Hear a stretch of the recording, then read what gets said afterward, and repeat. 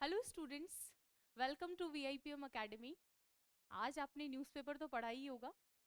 जो पटवार वाले स्टूडेंट्स हैं उनको अब खुश हो जाना चाहिए क्योंकि उनके विज्ञप्ति जो है वो संशोधित होकर वापस आ सकती है और पदों की संख्या बढ़कर।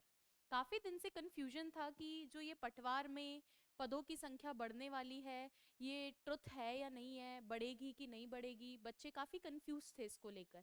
आज दैनिक भास्कर के अंदर एक न्यूज़ आई है और आप लोगों ने पढ़ा भी होगा उसको। देखो उसमें क्या लिख रखा है कि राज्य में पटवारियों के 2300 अतिरिक्त पदों पर भर्ती होगी। क्या लिख रखा है? 2300 अतिरिक्त पदों पर राज्य के अंदर भर्ती होगी। ये 2300 अतिरिक्त पद यहाँ पर लिख रखे हैं। ऑलरेडी आप जानते हैं 2020 पदों पर जो है ऑलरेडी आपकी भर्ती निकल चुकी है। अगर ये सारी चीजें मिला दें तो लगभग आपके जो है 4320 पद हो जाएंगे। अब कुछ बच्चे सोच रहे हैं नहीं मैम, ये तो 2300 पद मतलब 2020 पहले थे और थोड़ा सा इसमें बढ़ाकर 200-300 पद, इसको जो है 4000 कर दिया जाएगा। सर यहाँ पर लिख रखा है राज्य में पटवारियों के 2300 अतिरिक्त पदों पे भर्ती होगी। और इसके आगे एक और चीज लिख रखी है, राजस्व विभाग शासन उप सचिव ने राजस्व मंडल को निर्देश जारी किया है। अभी पटवारियों के 2020 पदों पर भर्ती की प्रक्रिया जारी है। ऑलरेडी उसका आप जानते हैं कि नोटिफिकेशन निकल चुका है, फॉर्म फिल इन हो रहे हैं।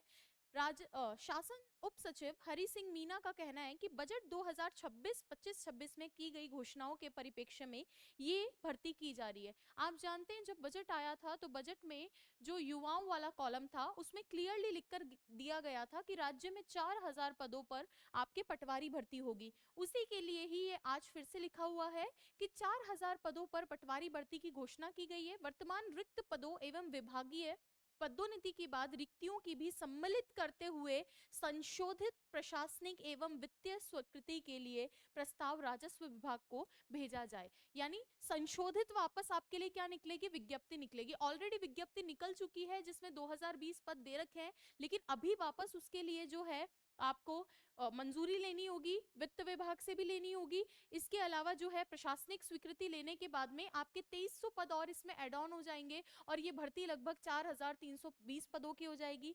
कुछ बच्चे सोच रहे हैं कि मैम अभी तो जो है समय बहुत कम है, क्या पता बढ़ेगा नहीं बढ़ेगा। अरे अभी नहीं बढ़ेगा तो एग्जाम होने के बाद भी बढ़ जाएगा। ये जो 2 महीने आपके पास हैं उन 2 महीने को यूटिलाइज करो और भर्ती बढ़ेगी।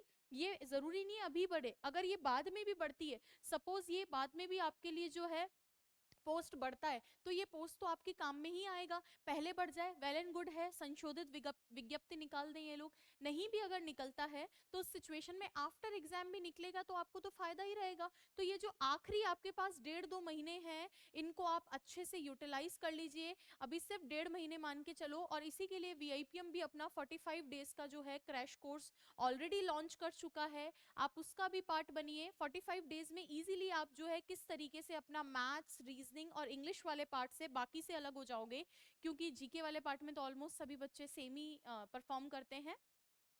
तो मैथ्स, रीजनिंग, इंग्लिश के लिए आपके पास अवेलेबल है।